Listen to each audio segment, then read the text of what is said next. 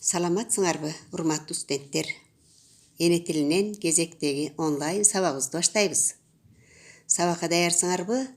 Китеп дептериңерди алып, бардыгыбыз даярданабыз. Бүгүнкү сабагыбыздын өтө турган темасы багыныңкы байланыштагы татаал сүйлөм. Темага жакшы түшүнүү максатында кадимки эле онлайн сабагында пайдаланып жүргөн алтын эрежелерди сактап алабыз.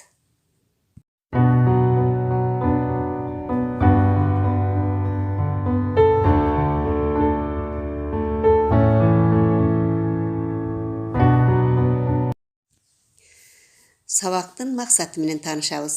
Биринчи, студенттер багыныңкы байланыштагы татаал сүйлөм жана анын түрлөрү тууралуу түшүнүккө ээ болушат. Экинчи, теманы түшүнүү менен өз билимдерин өркүндөтүшөт, дүйнө таанымдарын, ой жүгүртүүлөрүн, чыгармачылыктарын өнүктүрүшөт. Үчүнчү, эне тилинде таза, так жана көркөмдүү сүйлөөгө, өз алдынча иштөөгө тарбияланышат. Мына ушул максаттарга жетүү үчүн жана бүгүнкү сабагыбызды жакшы түшүнүү үчүн алгач жагымдуу маанай тартуулап алалы.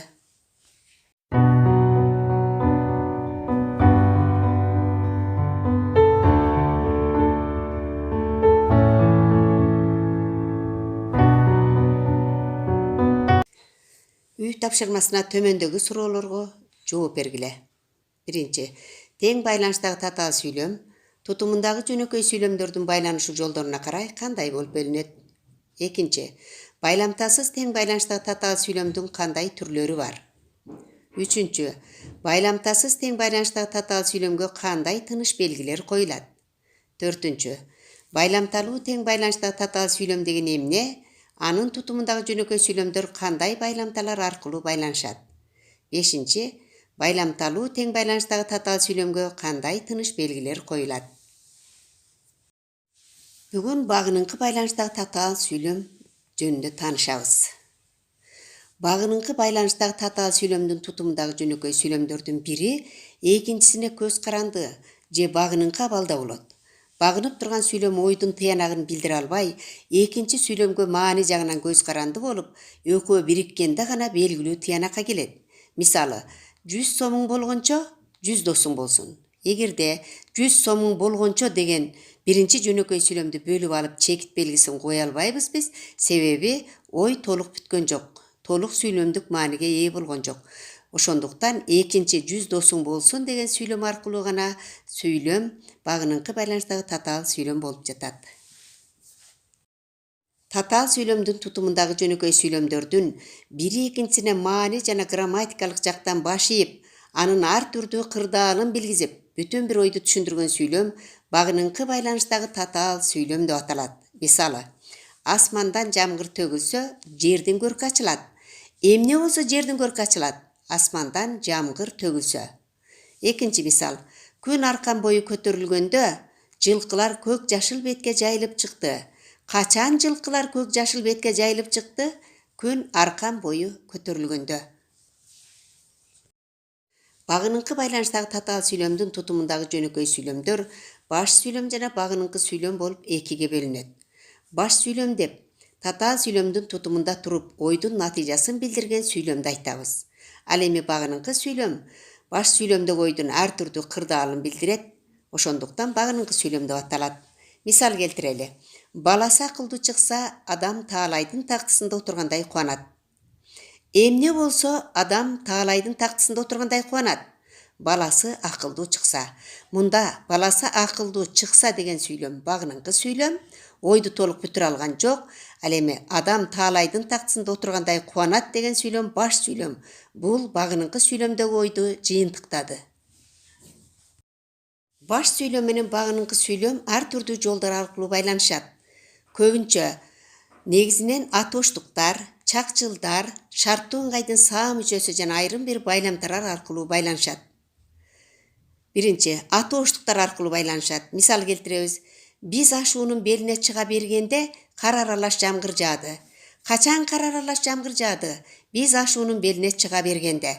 Бул жерде чыга бергенде деген сөздөгү бергенде дегенде кан мүчөсү уюштуруп жатат, татооштук мүчөсү. Экинчи, чакчылдар аркылуу тамагы кысылып, карыя муунуп кетти. Кантип карыя муунуп кетти? Тамагы кысылып. Кысылып деген сөздөгү ып мүчөсү чакчылды уюштуруучу мүчө. Үчүнчү, шарттуу ыңгайдын саа мүчөсү аркылуу жазында жамгыр көп жааса, эгиндин түшүмү мол болот. Эмне болсо эгиндин түшүмү мол болот? Жазында жамгыр көп жааса. Жааса деген сөздөгү саа мүчөсү аркылуу уюштуруп атат. Төртүнчү, дагы өтө сейрек учурда бирок байламталар аркылуу. Мисалы, борбаш канча кыраан болсо да, боз торгойчолук алы жок. Эмне болсо да, боз торгойчолук алы жок, борбаш канча кыраан болсо да. Бул жерде да деген байламта аркылуу байланышып турат. Багыныңкы сүйлөмдүн төмөндөгүдөй түрлөрү бар. Мезгил, шарттуу, себеп, карама каршы, максат, сан өлчөм, орун, салыштырма жана сыпат багыныңкы сүйлөмдөр. Багыныңкы сүйлөмдөрдүн ар бир түрүнө токтолобуз. Мезгил багыныңкы сүйлөм. Багыныңкы байланыштагы татаал сүйлөмдүн тутумунда туруп, баш сүйлөмдө айтылып жаткан ойдун болуп өткөн, болуп жаткан жана боло турган мезгилин билдирип, качан, кайсы убакта, качантан бери, качанга чейин деген суроолорго жооп берген сүйлөмдөр мезгил багыныңкы сүйлөм деп аталат. Мисалы, Күлүйпа үйгө чуркап кирип барганда, кутман кутургандай жулунуп жаткан экен. Качан кутман кутургандай жулунуп жаткан экен? Күлүйпа үйгө чуркап кирип барганда. Демек, кутмандын жулунуп жаткан мезгилин көрсөтүп турат. Шарттуу багыныңкы сүйлөм.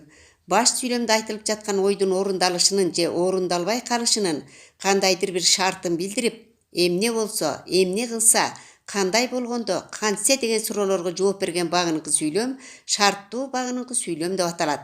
Мисалы, бир уйдун мүйүзү сынса, миң уйдун мүйүзү зыркырайт. Эмне болсо миң уйдун мүйүзү зыркырайт? Бир уйдун мүйүзү сынса. Демек, бул сүйлөмдө бир уйдун мүйүзүнүн сынышы миң уйдун мүйүзүнүн зыркырашына шарт болуп жатат. Себеп багыныңкы сүйлөм. Багыныңкы байланыштагы татаал сүйлөмдүн тутумунда туруп, баш сүйлөмдөгү айтылчу ойдун себебин билдирип, эмнеликтен, эмне үчүн, эмне себептен деген суроолорго жооп берген сүйлөм себеп багыныңкы сүйлөм деп аталат. Мисалы, Динар жыйналышка келбей калгандыктан классташтары анын үйүнө барышты. Эмнеликтен классташтары анын үйүнө барышты? Динар жыйналышка келбей калгандыктан.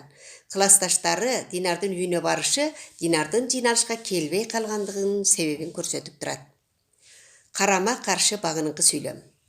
Багыныңкы сүйлөм өзүнүн мааниси боюнча баш сүйлөмгө карата кайчы мааниде келип, эмне болсо да, эмне кылбаса да, кантсе да, эмне кылганы менен деген суроолорго жооп берген сүйлөм карама каршы багыныңкы сүйлөм деп аталат. Мисалы, кычандын жүрөгүн түпөйүл басканы менен көңүлү сергек. Эмне болгону менен кычандын көңүлү сергек? Жүрөгүн түпөйүл басканы менен. Багыныңкы сүйлөм баш сүйлөмгө карата карама каршы мааниде айтылды. Максат багыныңкы сүйлөм. Баш сүйлөмдөгү ойдун аткарылыш максатын билгизип, эмнеге, эмне үчүн, эмне максат менен деген суроолорго жооп берген сүйлөм максат багыныңкы сүйлөм деп аталат. Мисалы, Танабай чорону көрмөкчү болуп, аял экөө атайын тоодон түшүп келишти. Эмне үчүн аял экөө атайын тоодон түшүп келишти? Чорону көрмөкчү болуп. Бул сүйлөмдө негизги максат Танабайдын чорону көрмөкчү болуп келгендиги. Сан өлчөм багыныңкы сүйлөм. Баш сүйлөмдөгү ойдун көлөм, сан, даража өлчөмдөрүн билдирүү үчүн колдонулуп, эмне болсо, канча болсо, эмне кылган сайын деген суроолорго жооп берген сүйлөм сан өлчөм багыныңкы сүйлөм деп аталат. Ал ошончо, ошончолук, ушунча, ушунчалык, канча, канчалык деген сөздөр аркылуу уюшулат. Мисалы, адам канчалык көп окуса, ал ошончолук көптү билет. Эмне болсо адам ошончолук көптү билет? Канчалык көп окуса. Орун багыныңкы сүйлөм. Баш сүйлөмдөгү ойдун ордун билгизип, кайда, кайдан, каерде, кайсы жерден деген суроолорго жооп берген сүйлөм орун багыныңкы сүйлөм деп аталат. Мисалы, билим кайда болсо, өнөр да ошол жерде. Өнөр каерде? Билим кайда болсо. Демек, өнөрдүн каерде экенин ордун көрсөтүп жатат. Салыштырма багынык сүйлөм.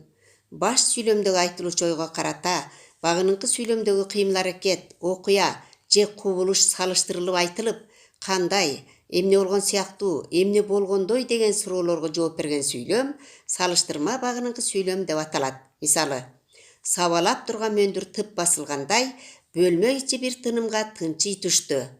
Эмне болгондой бөлмө ичи бир тынымга тынчый түштү? Сабалап турган мөндүр тып басылгандай. Карагыла, бөлмөнүн ичиндеги тынчтык мөндүрдүн сабалап турганына салыштырылды. Сыпат багыныңкы сүйлөм. Баш сүйлөмдөгү окуянын, кыймыл-аракеттин кантип же кандайча аткарылыш мүнөзүн билдирип, кантип, кандайча, кандай деген суроолорго жооп берген сүйлөм сыпат багыныңкы сүйлөм деп аталат. Мисалы, көздөрү чырактай жайнап, жүздөрүнөн нур төгүлөт. Кантип жүздөрүнөн нур төгүлөт? Көздөрү чырактай жайнап. Демек, жүздөрүнөн нур төгүлүп турганга көздүн чырактай жайнагандыгы салыштырылып, сыпатталып көрсөтүлүп жатат. Баш жана багыныңкы сүйлөмдөрдүн орун тартиби менен таанышабыз. Биринчи, баш сүйлөм багыныңкы сүйлөмдүн маани жагынан өзүнө багындырып, аны жыйынтыктайт. Мына ушул өзгөчөлүккө байланыштуу баш сүйлөм багыныңкы сүйлөмдөн кийин, ал эми багыныңкы сүйлөм андан мурун орун алат. Мисалы, энеден кандай тарбия көрсө, балада ошондой болот. Бул жерде энеден кандай тарбия көрсө деген багыныңкы сүйлөм баш сүйлөмдөн мурда келди. Балада ошондой болот деген баш сүйлөм багыныңкы сүйлөмдөн кийин келди. Экинчи, стилдик максатка ылайык багыныңкы сүйлөмдөгү айтылуучу ойго атайын басым түшүрүп, ага угуучунун көңүлүн буруу үчүн багыныңкы сүйлөмдүн баш сүйлөмгө карата алган түз орун тартиби өзгөрүп кетиши мүмкүн. Мисалы, чече сүйлөйт чечендер эл чогулган жерлерде. Бул сүйлөмдө чече сүйлөйт чечендер деген баш сүйлөм багыныңкы сүйлөмдөн мурун орун алды. Ал эми багыныңкы сүйлөм эл чогулган жерлерде баш сүйлөмдөн кийин орун алды. Баш жана багыныңкы сүйлөмдөрдүн түз орун тартибинин мындай өзгөрүшү ыр түзүлүшүндөгү сүйлөмдөргө көбүрөөк мүнөздүү келет. Мисалы, Абышка аргасыздан жалгыз калды, өзүнөн жалгыз уулу мурун кетип. Бул сүйлөмдө Абышка аргасыздан жалгыз калды баш сүйлөм багыныңкы сүйлөмдөн мурда келди. Ал эми багыныңкы сүйлөм өзүнөн жалгыз уулу мурун кетип, баш сүйлөмдөн кийин жайланышты. Көбүнчө түз орун тартибинде келбей калган учур биздин сүйлөө кебибизде аз учурайт. Сабакты бышыктайбыз төмөндөгү суроолор аркылуу. Биринчи, кандай сүйлөмдү багыныңкы байланыштагы татаал сүйлөм дейбиз? Экинчи, баш жана багыныңкы сүйлөмдөр бири-биринен грамматикалык жана маанилик жактан кандайча айырмаланышат? Үчүнчү, багыныңкы сүйлөмдөр баш сүйлөм менен болгон маанилик катышына карата кандай түрлөргө бөлүнөт? Төртүнчү, багыныңкы сүйлөмдүн түрлөрүнүн баш сүйлөм менен тутумдашуу жолдорун мисалдар келтирүү менен айтып бергиле. Бешинчи, кыргыз тилинде баш жана багыныңкы сүйлөмдөрдүн түз орун тартиби кандай? Алтынчы, алардын түз орун тартибинин өзгөрүшү кандай принциптерге негизделет? Үйгө тапшырмалабыз. Багыныңкы сүйлөмдөрдүн баш сүйлөмгө карата орун алышынын ар бир түрүнө экиден мисал жазгыла. Мүмкүн болгондорун орундук багыттары боюнча өзгөртүп, кайрадан түзгүлө. Жана ал өзгөрүүлөрдөгү стилдик бөтөнчөлүктөрдү түшүндүргүлө. Ушуну менен бүгүнкү сабагыбызды аяктайбыз. Көңүл бурганыңар үчүн чоң рахмат. Саламатта калгыла.